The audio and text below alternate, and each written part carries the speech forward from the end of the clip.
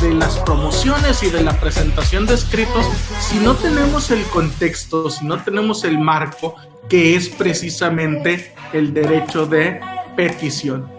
Este derecho de petición lo encontramos regulado en el artículo 8 de la Constitución Política de los Estados Unidos Mexicanos.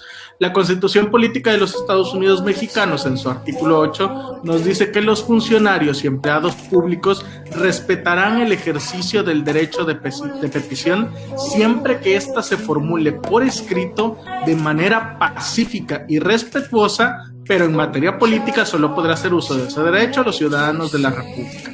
A toda petición deberá recaer un acuerdo escrito de la autoridad a quien se haya dirigido, la cual tiene la obligación de hacerlo conocer en breve término al peticionario. Entonces, aquí en este artículo 8 de la Constitución está regulado lo que es el derecho de petición. Encontramos sus elementos, encontramos sus requisitos. Lo primero que debemos analizar es que este derecho nos dice que lo deben de respetar los funcionarios y los empleados públicos. Entonces, el artículo inicia con un mandamiento para los funcionarios públicos que dice: funcionarios y empleados públicos están obligados constitucionalmente a respetar el derecho de petición. Entonces, no es si quieres, no es si te gusta, es que es una obligación constitucional. Para que yo active como ciudadano ese derecho de petición, la misma Constitución me impone una serie de requisitos que son estos tres: que sea por escrito, que sea de manera pacífica y que sea de manera respetuosa. Entonces, cuando hablamos del ejercicio del derecho de petición, pues no basta que nada más le digamos al funcionario público: oye, mis calles están sin pavimentar, oye, necesito que me concedas tal autorización, ¿no? No basta que se lo digamos. La misma Constitución nos impone que el requisito debe ser por escrito. ¿Qué quiere decir? Pues mediante un curso, mediante documento que presentemos, ya sea digital o ya sea físico, como vamos a ver en el transcurso de este tema. También debe ser de manera pacífica, es decir, no podemos ser groseros o no podemos propasarnos con la autoridad. Debemos hacerlo de manera pacífica y, por supuesto, de manera respetuosa. Entonces, cumpliendo esos tres requisitos, que sea por escrito, que sea pacífico y que sea respetuoso, podemos formular peticiones a las autoridades. ¿Y por qué es tan importante saber esto? Lo vamos a comentar también en unos momentos. Ahora bien, ¿cuáles son los elementos del derecho de petición? Vamos a estar acudiendo a diversas tesis y jurisprudencia. En el módulo, en el mismo diplomado en esta estructura, ya hemos venido platicando qué son las jurisprudencias, cuáles son, cómo se forman, por reiteración, por sustitución. Ya lo platicamos en el módulo 1. Entonces, en este módulo 2 damos por hecho que ya saben cuáles son, qué es la jurisprudencia, cómo se integra, pero eso no quiere decir que si no tienen dudas nos las puedan plantear en el foro donde gusten y nosotros lo seguiremos explicando. Bueno, ateniéndonos a las jurisprudencias, acudimos a esta jurisprudencia en esta jurisprudencia de los tribunales colegiados de circuito, que ojo, si es jurisprudencia, no es tesis aislada, y esta jurisprudencia nos habla de los elementos del derecho de petición. Y en estos elementos del derecho de petición nos hace toda una explicación. Nos dice que el denominado derecho de petición acorda los criterios de los tribunales del Poder Judicial de la Federación y nos da su concepto. ¿Qué es el derecho de petición?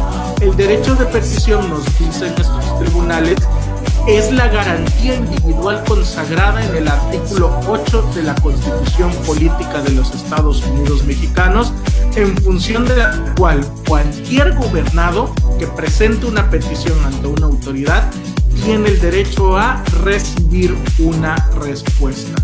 Entonces, su ejercicio por el particular y la correlativa obligación de la autoridad de producir una respuesta se caracteriza por dos elementos. Entonces, aquí en primer momento encontramos qué es el derecho de petición.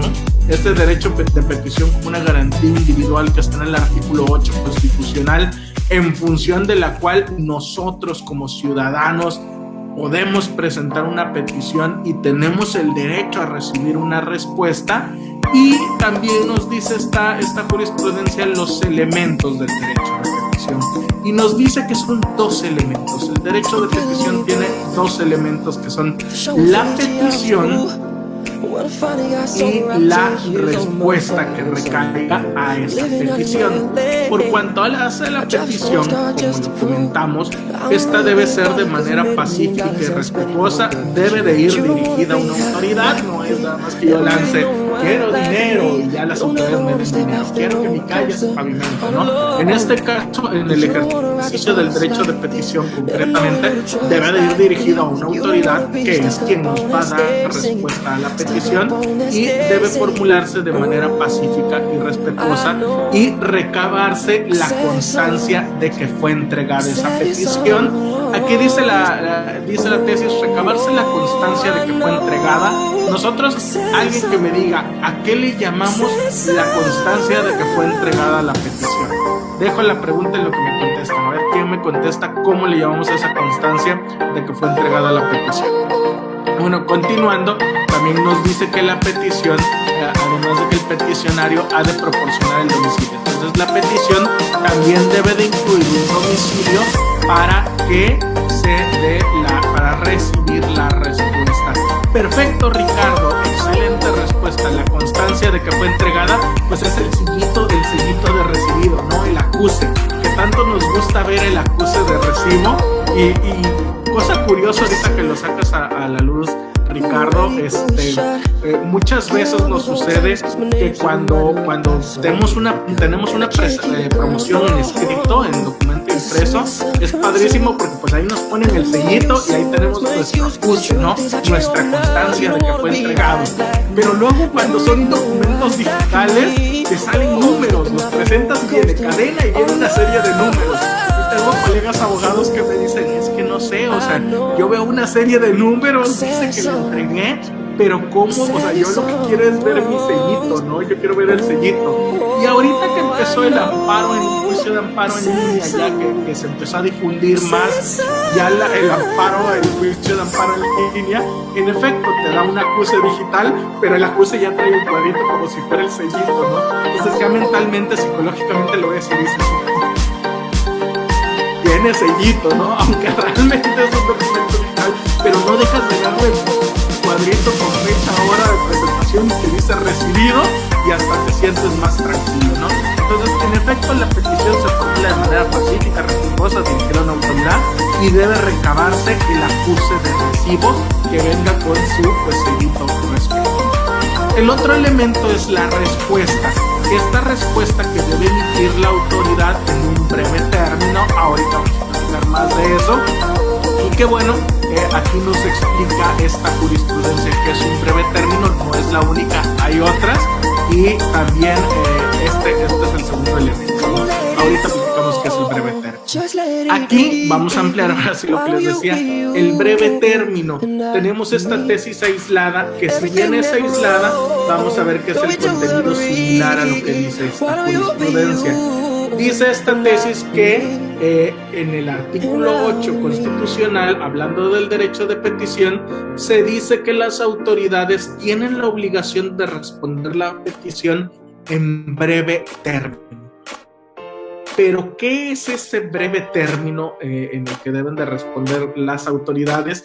Nos aclara la tesis que ese concepto no ha sido acotado constitucionalmente, no fue definido en la Constitución que es el breve término y que por ello no es posible fijar un plazo único y genérico. Muchos dicen, es que breve término en materia fiscal, 3 meses, y si no te contestan en 3 meses, negativa ficta. Yo siempre digo, a ver, no. Una cosa es la negativa ficta, que es una figura de la que hablaremos en este diplomado, que quiere decir que si yo presento una promoción y la autoridad no me contesta en 3 meses, se entiende que me dijo que no, eso es una negativa ficta, y otra cosa es su obligación de contestarme en breve término. No quiere decir, porque en un momento algunos decían, es que breve término son 3 meses, no quiere decir que breve término sea 3 meses. ¿Qué nos dice esta tesis?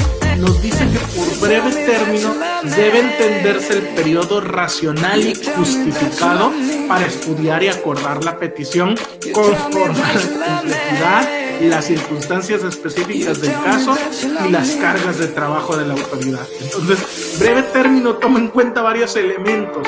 Toma en cuenta la complejidad del caso, las circunstancias específicas del caso y, lo más chistoso, las cargas de trabajo de la autoridad. De ahí que las autoridades luego digan, es que tengo mucho trabajo y te voy a contestar en 6 meses. Oye, pero la Constitución dice que tengo derecho de que me resuelvas en breve término. Y la autoridad con la mano en la cintura puede decir, sí, pero por breve término también implica que analices mi carga de trabajo. ¿Sabes qué? Tengo mucha carga de trabajo, así que espérate 6 meses a que te dé esa respuesta. Entonces, aquí vemos varios de los elementos que constituyen el breve término, ¿no? La complejidad del asunto y las circunstancias específicas, que ahorita vamos a platicar de eso, porque precisamente surge la pregunta, ¿qué es breve término?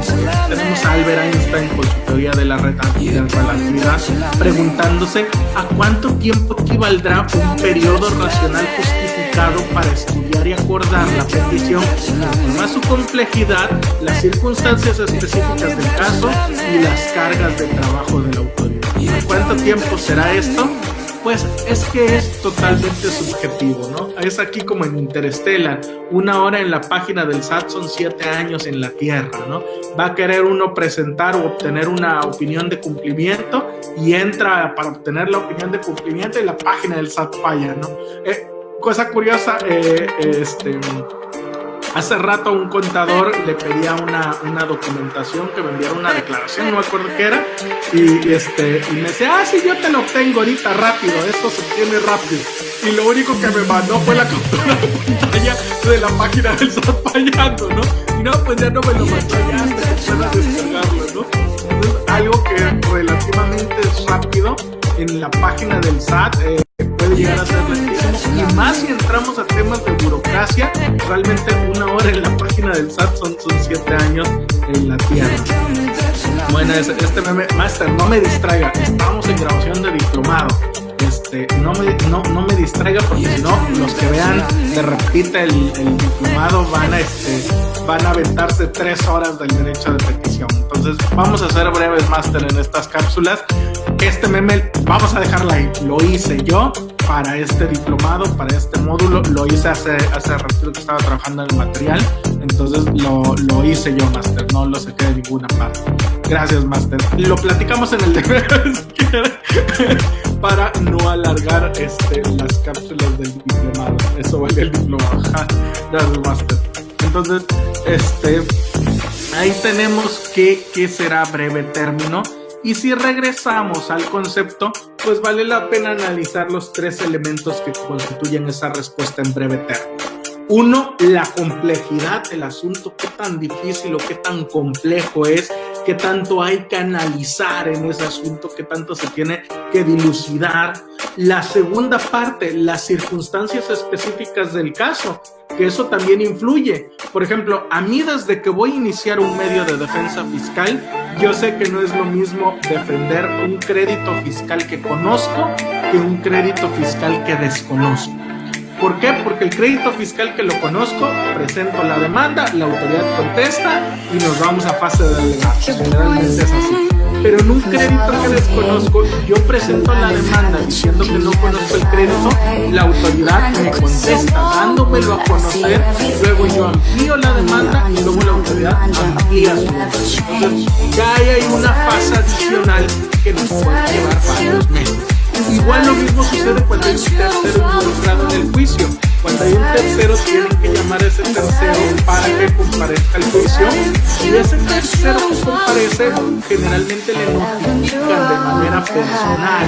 Aunque sea juicio en línea, le notifican de manera personal, y a veces ese tercero está incluso en otra circunscripción de la sala. Por ejemplo, yo litigo en la sala de juicios en línea en la Ciudad de México, que ya se me acabó eso, pues ya acabaron las salas de juicios en línea aquí en Veracruz, pero bueno, litigo allá en la sala de juicios en línea, y cuando me van a notificar un tercero, como esa tiene competencia en toda la República, pues trabaja en toda la República. Cuando tenía que notificar a un tercero aquí en Veracruz, la sala de juicios en línea tenía que notificar al tercero aquí en Veracruz, ¿no? Entonces eso lo analizaba bastante.